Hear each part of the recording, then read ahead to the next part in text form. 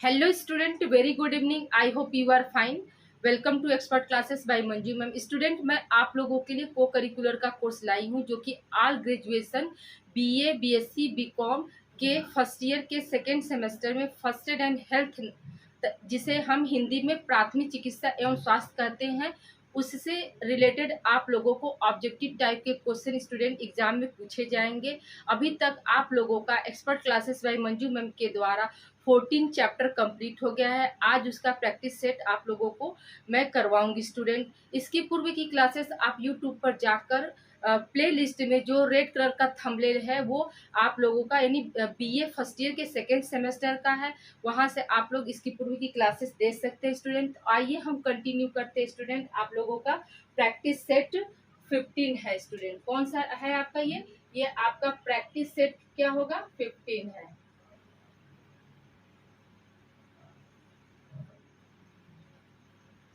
Practice set 15 जो कि आपका चैप्टर 14 से रिलेटेड है, जो कि चैप्टर आपका है student first aid related with sense organ, यानी संवेदी अंग से संबंधित प्राथमिक उपचार।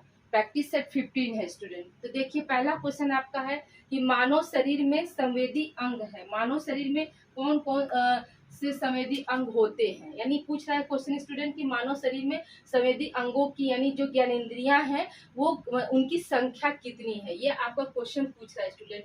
तो 1 है, 3 है, 5 है या 4 है। तो आपको क्लास में मैंने एक्सप्लेन किया है स्टूडेंट कि जो हमारे सेंस ऑर्गन कितने होते हैं स्टूडेंट, तो 5 होते हैं। कौन कौन सा? तो आंख, नाक, कान, जीभ और त्वचा, ये क्या था आपका 5 सेंस ऑर्गन। इसलिए ऑप्शन क्या हो जाएगा यहाँ पे स्टूडेंट? सी ऑप्शन सही हो जाएगा। अगला क्वेश्चन है स्टूडेंट, त्वचा मानव शरीर का कौन सा अंग है? सबसे बड़ा अंग है, बी ऑप्शन है सबसे छोटा अंग है, सी ऑप्शन है छोटा अंग है और डी ऑप्शन है आपका इनमें से कोई नहीं। तो स्टूडेंट, हमने आपको क्लास में एक्सप्लेन किया था कि मानव शरीर का सबसे बड़ा अंग, मानव शरीर का सबसे बड़ा अंग कौन होता है? त्वचा होता है। तो त्वचा कैसा है आपका? मानव शरीर का सबसे बड़ा अंग है। अगर आपको क्वेश्चन ये पूछेगा कि मानव शरीर में, यानी शरीर में का मतलब क्या हुआ स्टूडेंट, यानी शरीर के अंदर कौन सा अंग बड़ा होता है? तो आपका लीवर होता है स्टूडेंट। ठीक है, यहाँ कंफ्यूज मत होइएगा। मानव शरीर का, तो मानव शरीर का क्या हो जाएगा? सबसे बड़ा अंग आपका त्वचा। क्यों होगा स्टूडेंट? क्योंकि त्वचा क्या होती है, मेरे हमारी बॉडी को पूरी तरह से कवर की हुई है। हर जगह ऐसा कोई हमारा अंग नहीं है जहां पर क्या हो, आपका स्किन ना हो स्टूडेंट। ठीक है, इसीलिए मानव शरीर का सबसे बड़ा अंग है। अगला क्वेश्चन है, काकलिया का कार्य संतुलन करना है, ये कथन क्या है? पूछ रहा है सत्य है, असत्य है या अर्ध सत्य है, इनमें से कोई नहीं स्टूडेंट। तो जो काकलिया होता है वो संतुलन, काकलिया किसका भाग है स्टूडेंट? आपका ईयर का भाग होता है। तो ये कथन क्या है? सत्य है स्टूडेंट। अगला क्वेश्चन है, नेत्र कोटक में नेत्र गोलक यानी आई बॉल को साधने के लिए कितने कंकाल पेशियां लगी हुई हैं? ऑप्शन ए है आपका 3, बी ऑप्शन है 5, सी ऑप्शन है 6 और डी ऑप्शन है 10। तो हमने आपको क्लास में बताया था स्टूडेंट कि जो आई है हमारी कितनी मांसपेशियों की से बनी हुई है? तो 6 मांसपेशियों से बनी हुई है। यहाँ पर ऑप्शन क्या हो जाएगा? सी ऑप्शन, 6 मांसपेशियों से मिलकर बना हुआ है। अगला क्वेश्चन है आपका, तीव्र प्रकाश में विभिन्न रंगों में विभेद, विभेद का मतलब स्टूडेंट होता है अंतर या डिफरेंस करती है। तो आपका ऑप्शन है दृष्टि शालाएं, यानी जिसको हम ब्लाइंड फोल्ड करते हैं, दृष्टि शंकु यानी साइट कोण। अगला है गैंग्लिया और नेक्स्ट है लेंस। स्टूडेंट, तीव्र प्रकाश में विभिन्न रंगों में अंतर का कौन काम करता है? हमने आपको एक्सप्लेन किया था कि रॉड्स और कोन होते। तो कोन का क्या फंक्शन था स्टूडेंट? कोन का जो फंक्शन था वो मतलब लाइट के लिए, प्रकाश के लिए था। जो रॉड्स था वो किसके लिए था? अंधेरे के लिए था। यहाँ पर क्या हो जाएगा आपका साइट कोन या दृष्टि शंकु बोलते स्टूडेंट। गैंग्लिया क्या होता है? तो गैंग्लिया आपका नर्वस सिस्टम का भाग होता है। ये कहाँ पर गैंग्लिया हो जाता है? तो जब ग्रुप ऑफ सेल्स, यानी जो ये हमारा क्या, ये हमारा सेंट्रल नर्वस सिस्टम होता है जिसको हम सीएनएस बोलते हैं स्टूडेंट। और ये हमारा क्या होता है? परिधि, जिसको हम पीएनएस बोलते हैं। जब सेल्स ऑफ ग्रुप जब हो जाएगा in PNS, cells of group in PNS यानी परिधि पर पाई जाने वाली कोशिकाओं के ग्रुप को हम क्या बोलते हैं स्टूडेंट? गैंग्लियन बोलते हैं। ओके। और लेंस तो आपको मैंने बताया ही कि लेंस कहाँ होता है? आंख में होता है। आंख में पाया जाता है। किससे जुड़ा रहता है स्टूडेंट? तो सिलियरी मसल से जुड़ा रहता है। लेंस के आगे क्या था? ये कल ही इसके क्लास में हमने आपको एक्सप्लेन किया था ना कि ये क्या है, आपका ऐसे ऐसे यहाँ पर क्या था आपका, ये बीच में क्या था, ये लेंस था, ठीक है, ये लेंस था ना, तो ये लेंस था, और ये क्या था आपका, सिलेरी मसल था स्टूडेंट। हाँ, और ये किससे जुड़ा हुआ है, सिलेरी मसल से, सिलेरी मसल या पेशी इसी को बोलेंगे। हाँ, तो ये लेंस क्या हुआ, आंख का भाग हुआ, ये किससे जुड़ा होता है, सिलेरी मसल से जुड़ा होता है। फिर अगला क्वेश्चन है आपका स्टूडेंट, कार्निया को छोड़कर शेष नेत्र गोलक की दीवार पर कौन सा स्तर होता है स्टूडेंट।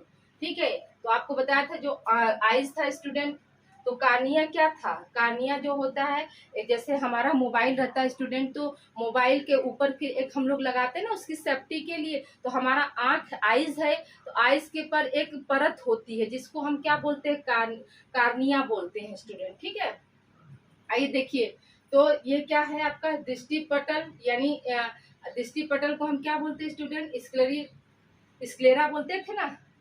अगला है आपका रक्त पटल यानी कोराइड, कोराइड क्या था स्टूडेंट, कोराइड जो होता, ये आइज के पास क्या था, ये मोटा जो स्ट्रक्चर था वो कोराइड था। कोराइड क्या क्या कर कोराइड का क्या काम था स्टूडेंट, तो आपको मैंने एक्सप्लेन किया था कि जो कोराइड होता है वो क्या करता है, जहाँ पर से जो रेटिना स्टार्ट होती थी उसी को पोषण और रक्त देने का कार्य क्या किसका होता है, कोराइड का होता है स्टूडेंट। फिर है आपका दृष्टि पटल यानी रेटिना, तो ये क्या है, मतलब कार्निया को छोड़कर पूछ रहा है कि नेत्र गोलक की दीवार पर कौन सा स्तर होता है, तो ये सभी, यानी ये सभी पाए जाते हैं स्टूडेंट। ठीक है, अगला क्वेश्चन है आपका, कार्यों के आधार पर त्वक। ठीक है, कभी कभी क्वेश्चन में आपको त्वचा के जगह पर क्या दे देगा, त्वक, तो त्वक का मतलब भी होता है त्वचा यानी स्किन। संवेदी अंगों की संख्या होती है।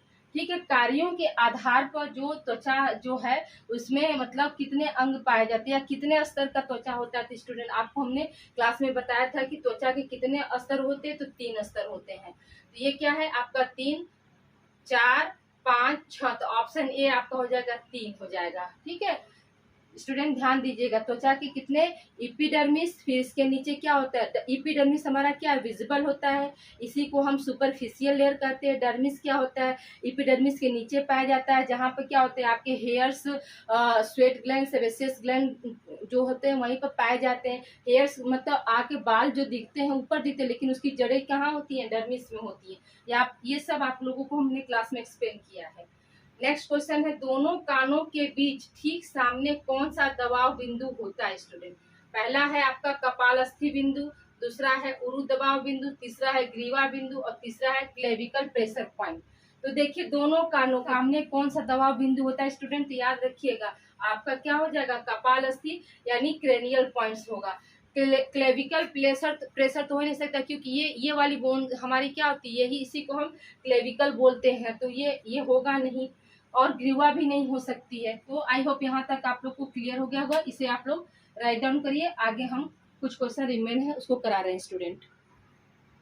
अगला क्वेश्चन है आपका क्वेश्चन नंबर 9 है कि यदि आपकी आंखों में कुछ फंस गया हो तो आपको क्या करना चाहिए। ऑप्शन ए है आंखों को रगड़ कर साफ करें, ऑप्शन बी है अपनी नाक द्वारा फूंक मारे, ऑप्शन सी है पानी का तेज धार का उपयोग करके धोएं, ऑप्शन डी है पानी का हल्की धारा का प्रयोग करके धोएं। तो स्टूडेंट हम जानते हैं कि अगर हमारी आंखों में कोई चीज फंस जाता है तो हमें क्या करना चाहिए, आंखों को रगड़ना नहीं चाहिए, इसलिए ऑप्शन ए तो हो ही नहीं सकता। ऑप्शन बी आपका दिया अपनी नाक द्वारा, हम अपनी नाक द्वारा फूंक मार के कैसे आंख में कुछ फंसा तो निकाल सकते थे, इसलिए ऑप्शन बी भी नहीं होगा। ऑप्शन सी है कि पानी का तेज धार का प्रयोग करके उसे निकालना चाहिए, तो ये भी संभव नहीं है कि पानी का तेज धार कर, तो इसलिए क्या कर, पानी की हल्की धारा का हम प्रयोग करके मतलब हल्का सा क्या करते हैं, छींटा मारकर उसको निकालने की कोशिश करते हैं ना, तो ये इसलिए क्या हो जाएगा आपका ऑप्शन डी यहाँ पे सही हो जाएगा स्टूडेंट। ठीक है, ऑप्शन डी क्या होगा यहाँ पे सही होगा। अगला क्वेश्चन है आपका, जब आपकी त्वचा के अंदर कोई चीज फंस जाए तो उसे कैसे निकालना चाहिए। ठीक है, ऑप्शन ए है आपका चिमटी का प्रयोग करें, ऑप्शन बी है सुई का प्रयोग करें, ऑप्शन सी है किसी भी चिमटी का प्रयोग करें, और ऑप्शन डी है अल्कोहल से सैनिटाइज हुई चिमटी का प्रयोग करेंगे। तो देखिए स्टूडेंट, आपका ऑप्शन ए सही, ऑप्शन ए भी आपको देखने में लगेगा कि सही है। वाकई में से कोई भी चीज हमारे त्वचा पर फंस जाता है तो हम चिमटी के जरिए क्या करते हैं, उसे निकालने का प्रयास करते हैं। ऑप्शन बी भी होता है, अगर कहीं कांटा वाटा चुभ जाता है तो हम क्या करते हैं, सुई के प्रयोग से क्या करते हैं, अपनी स्किन से हटाने का वो कोशिश करते हैं। ऑप्शन सी भी है कि किसी भी चिमटी का भी हम प्रयोग करके अपनी त्वचा पर, लेकिन ये तीनों से क्या हो सकता है, हमें टिटनेस हो सकता है। इसलिए ऑप्शन डी जो है आपका, अल्कोहल से सैनिटाइज हुई चिमटी का प्रयोग करेंगे, जिससे क्या हो सकता है, हमें कोई भी किसी भी चीज का हमें डर नहीं, ना इन्फेक्शन का डर रहेगा, नहीं संक्रमण का भी डर नहीं रह सकता है, और क्या हो सकता है, हमें टिटनेस भी होने की संभावना नहीं रहेगी। इसलिए यहाँ पर क्या हो जाएगा स्टूडेंट, आपका ऑप्शन डी सही होगा।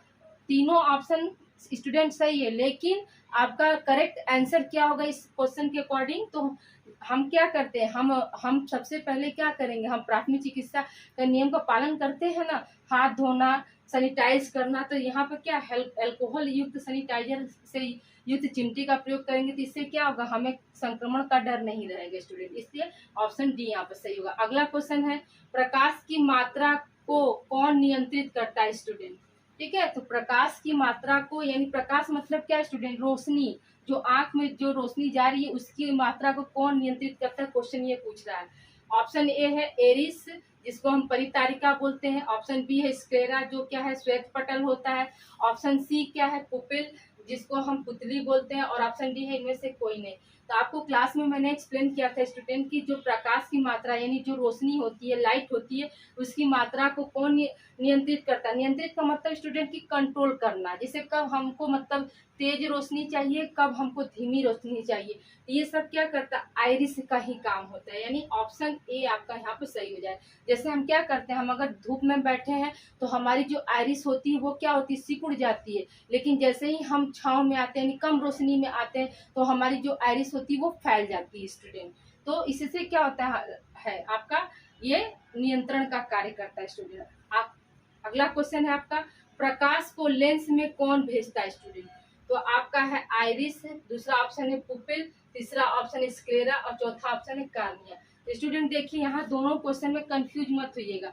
प्रकाश की मात्रा को नियंत्रित आपका आइरिस करेगा, लेकिन प्रकाश को लेंस में भेजने का कार्य कौन करता है स्टूडेंट, तो पुपिल करता है। ये आपको क्लास में हमने एक्सप्लेन किया है स्टूडेंट। अगला क्वेश्चन है, प्रकाश को आंख में कौन भेजता है स्टूडेंट। ठीक है, प्रकाश को आंख में कौन भेजता है।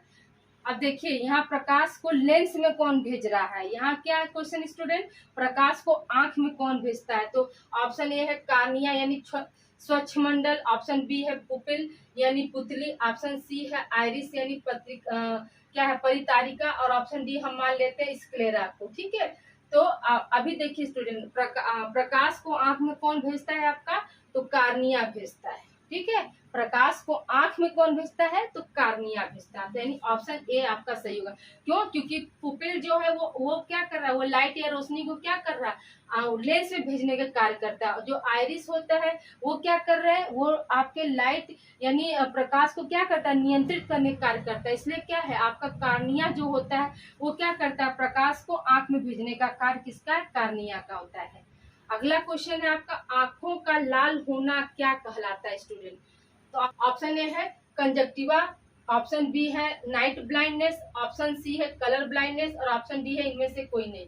तो आंखों का लाल होना स्टूडेंट आपको मैंने क्लास में बताया था, जैसे ये हमारा आईज हो गया, ठीक है, और यहीं पे क्या होता है, आपका आंख जो होता है लाल हो जाता है, यानी जिसको हम क्या बोलते हैं, आंख का आना। तो वो क्या कहलाता है स्टूडेंट, आपका आंख का आना क्या कहलाता है, कंजक्टिवा कहलाता है स्टूडेंट। यानी ऑप्शन ए आपका यहाँ पे सही होगा। ठीक है, दूसरा ऑप्शन है नहीं सॉरी, अगला क्वेश्चन है आपका, आंख के बाहरी भाग है। ठीक है स्टूडेंट, आंख के बाहरी भाग है, तो है आपका पहला ऑप्शन स्क्लेरा, दूसरा ऑप्शन है पिपुल, तीसरा ऑप्शन है आइरिस, चौथा ऑप्शन है उपरोक्त सभी। तो आपको मैंने क्लास में एक्सप्लेन किया था स्टूडेंट कि बाहरी भाग कौन कौन से था, स्क्लेरा था, पुपिल था, आइरिस था, ठीक है, और कार्निया था। इसलिए यहाँ पे क्या हो जाएगा, आपका ऑप्शन डी सही होगा स्टूडेंट। आई होप यहाँ तक आप लोग को समझ में आ गया होगा। इससे आप लोग राइट डाउन करिए, आगे हम अभी कंटिन्यू कर रहे हैं स्टूडेंट। आइए स्टूडेंट, हम लोग आगे क्वेश्चन कंटिन्यू करते हैं। जैसे देखिए, आपको क्वेश्चन पूछा है कि आंखों में कितने प्रकार के तरल पदार्थ पाए जाते हैं।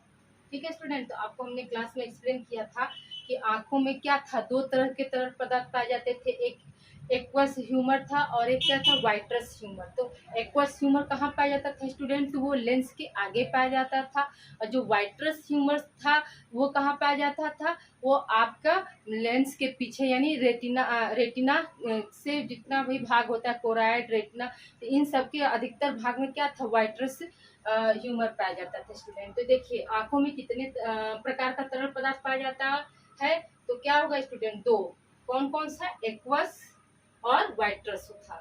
तो ये ऑप्शन बी तो हो नहीं सकता, ऑप्शन सी यानी ऑप्शन ए जो होगा वो क्या होगा, आपका सही होगा स्टूडेंट, कि जो आंखों में कितने तरह के तरल पदार्थ पाए जाते हैं, तो आपके क्या हो जाएंगे, दो। ठीक है, अगला क्वेश्चन है स्टूडेंट आप लोगों का कि एक्वस ह्यूमर जो होता है वो किसकी रक्षा करता है।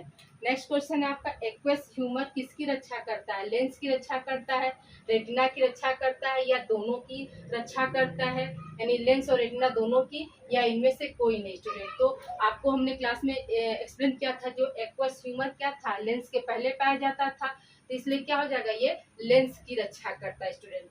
अगला क्वेश्चन है, रेटिना को पोषण तथा रक्त किसके द्वारा प्राप्त होता है, तो कोराइड यानी रक्त पटल के द्वारा, बी ऑप्शन है स्क्लेरा यानी श्वेत पटल, सी ऑप्शन है पुपिल यानी पुतली, और डी ऑप्शन है लेंस।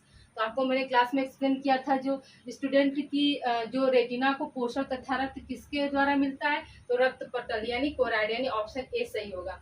अगला क्वेश्चन स्टूडेंट, नाक से खून निकलने पर आपको अपना सिर किस स्थिति में रखना चाहिए, ऑप्शन ए है ऊपर की ओर, ऑप्शन बी है नीचे की ओर, ऑप्शन सी है समान स्तर पर, और ऑप्शन डी है इनमें से कोई नहीं। तो जब भी हमें नाक से ब्लीडिंग आती है स्टूडेंट, तो हम क्या करते हैं, अपना सर थोड़ा से क्या करते हैं, इस तरह से झुकाते हैं ना पीछे की ओर, तो यहाँ पर क्या हो जाएगा आपका ऊपर की ओर, मतलब ऐसे करके ऊपर कर रहे हैं ना, यानी ऑप्शन ए हो जाएगा आपका स्टूडेंट। अगला क्वेश्चन है, जब नाक में कुछ अटक जाए तो आपको क्या करना चाहिए, ऑप्शन ए है नाक को गर्म पानी से धोएं, ये बिल्कुल गलत है। फिर अगला है जबरदस्ती बाहर की ओर सांस ले, ये भी नहीं सही है। एक नेक्स्ट है आपका नाक के माध्यम से जबरदस्ती सांस ले, ये तो बिल्कुल नहीं करना चाहिए, क्यों, क्योंकि जो भी कुछ फंसा हुआ है वो क्या हो जाएगा और अंदर जाकर हमें तकलीफ देगा। तो उस वक्त हमें क्या करना चाहिए, उस समय हमें मुंह के माध्यम से क्या करना चाहिए स्टूडेंट, सांस लेना चाहिए, यानी ऑप्शन डी आपका सही है। अगला क्वेश्चन है, बाहरी वस्तु जो आपकी त्वचा के अंदर धंस सकती है इनमें से क्या होती है। ठीक है, कोई भी बाहरी वस्तु अगर आपकी त्वचा में धंस सकती है तो वो क्या हो सकता है, ये क्वेश्चन आपका पूछ रहा है। तो वो कांच होगा, या लोहे का टुकड़ा होगा, या लकड़ी, पत्थर, सुई होगा, या उपयुक्त में से सभी होंगे स्टूडेंट। तो याद है, जो हमारी त्वचा पर तो कुछ भी फंस सकता है, कांच यानी शीशे का टुकड़ा भी हो सकता है, लोहे के टुकड़े भी हमारी त्वचा पर फंस सकते हैं, लकड़ी, पत्थर, सुई भी फंस जाता है, इसलिए आप क्या हो जाएगा, ऑप्शन डी सही हो जाएगा स्टूडेंट। अगला क्वेश्चन है, बाहरी वस्तु जो हानिकारक नहीं है वह निगलने पर, खाली स्थान है, के द्वारा निकल जाता है स्टूडेंट, पानी के द्वारा निकलता है, मल के द्वारा निकलता है, पसीने से निकलता है, ये सभी। तो बाहरी कोई भी वस्तु, जैसे हम बच्चे, छोटे बच्चे क्या करते हैं, सिक्का वगैरह कुछ भी गोट लेते हैं, अगर उनको ऐसे झुकाने पर, गर्दन पर मारने पर अगर वो मुंह से नहीं निकल पाता है तो क्या होता है, वो मल के द्वारा क्या होता है, बाहर निकल जाता है स्टूडेंट, यानी ऑप्शन आपका क्या हो जाएगा, बी ऑप्शन यहाँ पे सही होगा स्टूडेंट। आई होप यहाँ तक आप लोग को क्लियर हो गया होगा, इसे आप लोग राइट डाउन कीजिए स्टूडेंट, आगे हम और कंटिन्यू कर रहे हैं। आइए स्टूडेंट हम आगे कंटिन्यू करते हैं। क्वेश्चन नंबर है आपका 23, इनमें से कौन संवेदी अंग नहीं है, यानी इनमें से कौन जो है सेंस ऑर्गन नहीं है, क्वेश्चन आपका ये पूछ रहा है। तो पहला है आपका जीभ, दूसरा है त्वचा, तीसरा है गला, और चौथा है नाक। तो हम जानते हैं कि जो हमारी सेंस ऑर्गन यानी ज्ञान इंद्रियां कितनी होती है, 5 होती है, आँख, नाक, कान, जीभ और त्वचा। तो इसमें क्या है, जीभ है ही आपका, त्वचा है भी, और नाक भी है, यानी गला जो है क्या है, ये आपका सेंस ऑर्गन नहीं है स्टूडेंट। अगला क्वेश्चन है आपका, खाली स्थान है, छूने और महसूस करने का अंग होता है, आपका क्या है, जीभ यानी टंग, बी है त्वचा, सी है कान, और डी है आपका नाक। तो छूने और महसूस करने का अंग कौन सा होता है स्टूडेंट, तो आपका त्वचा, यानी बी ऑप्शन क्या होगा सही, स्किन होता है। अगला क्वेश्चन है, जब आप किसी भी गर्म या ठंडी वस्तु को छूते हैं तो त्वचा, खाली स्थान है, में सूचना भेजती है जिससे गर्म या ठंडी का पता चलता है स्टूडेंट। तो जो त्वचा है वो किस में सूचना भेजेगी, आपका क्वेश्चन ये पूछ रहा है। तो सिर यानी हेड में, मस्तिष्क यानी ब्रेन में, हाथ में या आंख में। तो हमारा क्वेश्चन, हमें ठंडा और गर्म का एहसास किससे होता है स्टूडेंट, तो ब्रेन के द्वारा होता है, यानी बी ऑप्शन क्या हो जाएगा, आपका मस्तिष्क हो जाएगा। अगला क्वेश्चन है, यदि आपको हाइपर सोमनिया है तो आप, खाली स्थान है, कभी भी सूंघ नहीं सकते हैं। दूसरा ऑप्शन है ज्यादा सूंघ सकते हैं। तीसरा ऑप्शन है गंध की तीव्र क्षमता होती है। और चौथा ऑप्शन है इनमें से कोई नहीं। तो स्टूडेंट, हाइपरसोमनिया की स्थिति में क्या होता है, हमारी जो हम सूंघ नहीं सकते हैं, ठीक है, यानी ऑप्शन ए यहाँ पर सही हो जाएगा। अगला क्वेश्चन है, मिठास का पता लगाने वाली स्वाद कणिकाएं यानी टेस्ट बड पाई जाती हैं, जो हमको मीठा का एहसास कराती हैं, वो टेस्ट बड कहाँ पर पाई जाती है। हम आपको बताए थे ना कि टंग में क्या होता है, 10,000 के लगभग टेस्ट बड संख्या होती है। और जो टेस्ट बड की मतलब कितने तरह के होते हैं, तो स्टूडेंट 4 होते हैं। तो आप देखिए, जीभ मिठास का जो होता है स्टूडेंट, तो वो जीभ के सामने पाया जाता है, या जीभ के पीछे पाया जाता है, या जीभ के पार्श्व में पाया जाता है, या इनमें से कोई नहीं। तो आपको क्लास में हमने एक्सप्लेन किया था स्टूडेंट कि जो जीभ के सामने यानी यहाँ पे जो होता है वो क्या होता है, ये भाग जो होता है हमारा मीठा का एहसास कराता है। और जो जीभ का जो पीछे वाला भाग होता है वो हमें तीखा या कड़वा का। और ये जो पार्श्व में जो पाए जाते हैं भाग, वो खट्टा का। और उसके आगे यानी मीठे के बाद जो कणिकाएं होती हैं वो क्या करती हैं, आपका नमकीन का एहसास दिलाती हैं। यानी यहाँ पर क्या हो जाएगा, आपका ऑप्शन ए सही हो जाएगा। अगला क्वेश्चन है, ज्यादातर मामलों में जो लोग कलर ब्लाइंडनेस रोग का शिकार होते हैं वे किन रंगों में अंतर नहीं कर पाते स्टूडेंट। तो आपको क्लास में हमने बताया था स्टूडेंट कि वो लाल और हरा रंग में अंतर नहीं कर पाते हैं, यानी लाल रंग जो होगा उनको हरा दिखाएगा और हरा रंग जो है उनको लाल दिखाएगा, यानी ऑप्शन जो है आपका बी यहाँ पर सही हो जाएगा। आपका अगला क्वेश्चन है, ऑस्किल्स किसका भाग है स्टूडेंट, आंख का, कान का, नाक का या त्वचा का। तो हमने आपको एक्सप्लेन किया था स्टूडेंट की जो ऑक्सिल्स जो है वो आपका क्या है, कान का भाग होता है। नेक्स्ट क्वेश्चन है स्टूडेंट, कान में कंपन उत्पन्न कहाँ से होता है, ठीक है। तो आपके ऑप्शन में होगा ऑस्किल्स, ईयर डर्म, कैनाल। तो हम क्या बताएंगे स्टूडेंट, ईयर ड्रम से जो होता है कान में क्या होता है, कंपन उत्पन्न होता है। अगला क्वेश्चन है, कंपन बढ़ाने का कार्य कौन करता है। कंपन यानी जैसे जैसे ही साउंड हमारे कान में जाता है स्टूडेंट, तो उसकी आयाम को, ध्वनि को बढ़ाने का कार्य कौन करता है। तो आपके ऑप्शन में हो जाएगा ईयर ड्रम, कैनाल, ऑस्किल्स। तो हम क्या बताएंगे स्टूडेंट, आपको क्या हो जाएगा, ऑस्किल्स हो जाएगा। ऑस्किल्स जो होता है वो किसका रूप होता है स्टूडेंट, तो जो 3 हड्डियां पाई जाती हैं कान में, वो सम्मिलित रूप से क्या होती हैं, आपके ऑस्किल्स कहलाती हैं स्टूडेंट। अगला क्वेश्चन है, ईयर ड्रम परस्पर किन हड्डियों से जुड़ा रहता है स्टूडेंट। तो जो ईयर ड्रम होता है वो आपके कान की 3 हड्डियों से जुड़ा रहता है, जिसको हम शॉर्ट फॉर्म में याद करने का तरीका बताए थे कि मिस इंडिया होता है, तो इंडिया को नहीं याद करना, आपको मिस याद कर लीजिएगा। तो उसमें मिस का मतलब यम से हो जाएगा मैलियस, आई से हो जाएगा इंकस, और यस से हो जाएगा स्टेप्स। तो ये क्या है आपका स्टूडेंट, कंप्यूटर, यानी मिस को ही हम क्या बोले, सम्मिलित रूप जब एक हो जाएगा तो उसी को हम ऑस्किल्स बोलेंगे, जो क्या करता है, आवाज को बढ़ाने का कार्य करता है, यानी कंपन को बढ़ाने का कार्य करता है। कभी कभी हम देखते हैं, ठीक है। तो आई होप यहाँ तक आप लोग को क्लियर हो गया होगा। एक क्वेश्चन आपका ये भी बन सकता है स्टूडेंट कि जो मेलानिन पिगमेंट्स है उसका मतलब ओरिजिन कहाँ से, या कौन सी सेल्स जो होती हैं वो मेलानिन पिगमेंट्स का स्राव करती है स्टूडेंट। तो आप याद रखिएगा कि मेलानिन पिगमेंट का जो स्राव करती हैं वो मेलानोसाइट सेल्स होती हैं। मिलेनोसाइट जो सेल होती हैं वो क्या बनाती हैं, मिलेनिन पिगमेंट्स बनाती हैं स्टूडेंट, ठीक है। मिलेनोसाइट्स सेल क्या होती हैं, मिलेनिन पिगमेंट्स बनाते। एक क्वेश्चन आपका ऐसे ये भी बन सकता है कि नाक में जो म्यूकस का स्राव कौन सा सेल करता है। तो आपका मेलेनोसाइट्स ऐसे करके 4 ऑप्शन रहेगा। तो याद रखिएगा, जो नाक में म्यूकस मतलब जो चिपचिपा सा जो पदार्थ होता है, तो वो उसका स्राव कौन करता है स्टूडेंट। तो उसका स्राव जो होता है वो गॉबलेट सेल करती है। कौन सा करेगी, गॉबलेट सेल, गॉबलेट सेल करती है स्टूडेंट। गॉबलेट सेल क्या होती है? ये फैगोसाइटोसिस नेचर की होती है, जो कि अगर नाक के द्वारा कोई भी हार्मफुल बैक्टीरिया या वायरस प्रवेश करते हैं, उन्हें क्या करती है? आपका मारने का कार्य करती है। ठीक है, तो याद रखिएगा ये सब। आई होप यहाँ तक आप लोगों को समझ में आ गया होगा, तो इसे आप लोग राइट डाउन कर लीजिए। ओके स्टूडेंट, आप लोग इसे, स्टूडेंट देखिए यहाँ पर ऑस्किल्स का कार्य क्या है। तो ऑस्किल्स का कार्य होता है कि वह ध्वनि के कंपन को क्या करती है? बढ़ा देती है। यानी कभी मान लीजिए बाई द वे अगर कहीं टायर फटता है या कोई हमको हुक करके डराता है, तो हमारा क्या होता है? माउथ खुल जाता है।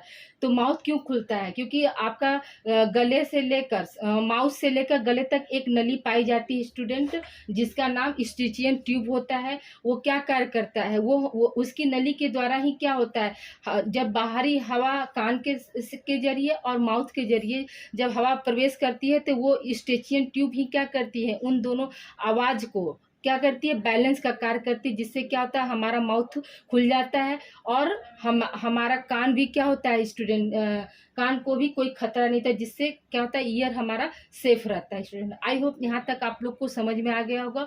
तो please like and subscribe my channel expert classes by Manju ma'am. Student इसे ज़्यादा से ज़्यादा बच्चों को आप लोग शेयर करिए, क्योंकि ये नंबर ऑफ क्वेश्चन जो है आपके बहुत अच्छे लेवल के लिए गए हैं स्टूडेंट।